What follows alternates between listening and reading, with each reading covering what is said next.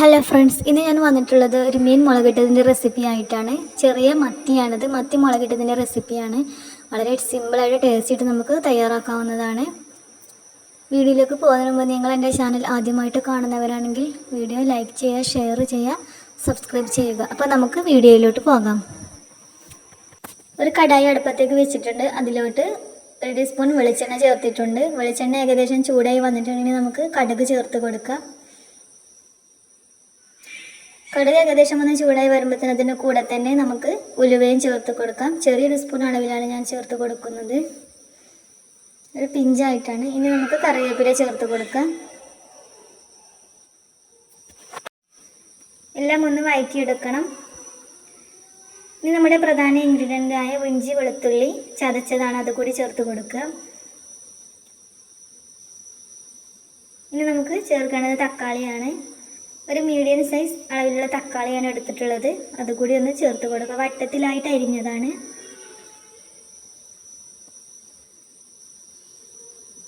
തക്കാളി നന്നായിട്ടൊന്ന് വാടി വരണം, അതുവരെ നമുക്കൊന്ന് ഇളക്കി വാട്ടിയെടുക്കാം. ഇതുപോലെയാണ്.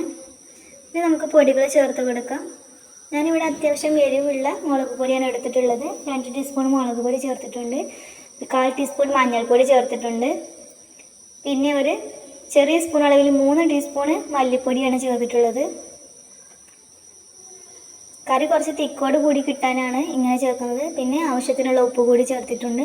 എല്ലാം കൂടി എണ്ണയിലൊന്ന് വഴറ്റിയെടുക്കണം, പൊടികളുടെ പച്ചമണം മാറുന്നത് വരെ.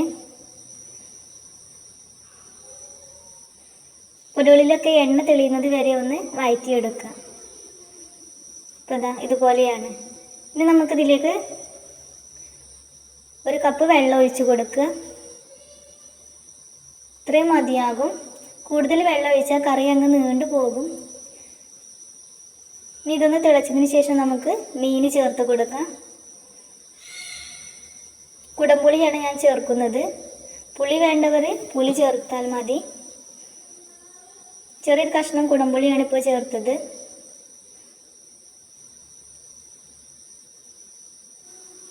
അര കിലോ മീനാണ് ഞാനിവിടെ എടുത്തിട്ടുള്ളത്, അതൊന്ന് ചേർത്ത് കൊടുത്തിട്ടുണ്ട്. ഇനി കയ്യിൽ വെച്ചിട്ട് ഇളക്കാതെ നമ്മൾ ചട്ടി വെച്ച് തിരിക്കുകയാണ് ചെയ്യേണ്ടത്. നമ്മൾ കയ്യിൽ വെച്ച് ഇളക്കുമ്പോൾ മീനൊക്കെ ഉടഞ്ഞു പോകും. ഇതുപോലെ എല്ലാ ഭാഗത്തേക്കും ഒന്ന് ഇളക്കി യോജിപ്പിച്ചെടുക്കുക.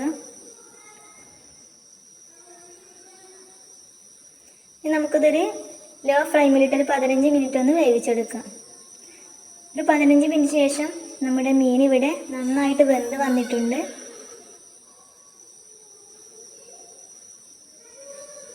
ഒരു കറിവേപ്പിലിൻ്റെ തണ്ടുകൂടി ഇതിൻ്റെ മുകളിലോട്ട് വെച്ച് കൊടുത്തിട്ടുണ്ട്. അപ്പോൾ ഇത്രയേ ഉള്ളൂ ഇന്നത്തെ വീഡിയോ. ഇഷ്ടപ്പെട്ട എല്ലാവരും ഒന്ന് ലൈക്ക് ചെയ്യുക, ഷെയർ ചെയ്യുക, സബ്സ്ക്രൈബ് ചെയ്യുക. അടുത്ത വീഡിയോ ആയിട്ട്